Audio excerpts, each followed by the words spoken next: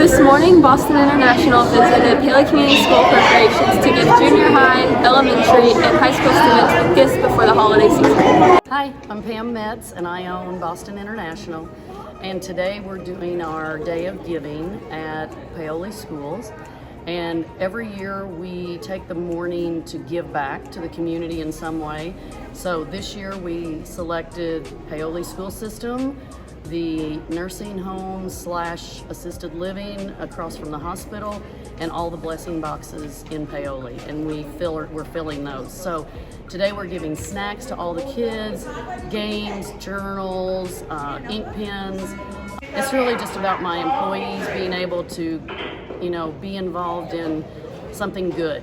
It's a day for them to feel like they're doing something bigger than just coming to work, and we're helping the kids, because there's some kids who don't get apples, oranges, and bananas every day. There's not a meal at home. So to us, this is our way of giving back to the community and hopefully doing a little good, and the employees love it. So this morning we're giving, this afternoon we go to Burton's for a Christmas party, and they get this afternoon. So they give in the morning and they get in the afternoon, but we love doing this, and we just hope that we're blessed enough every year to have a great big budget and have a successful year and get to do this all the time.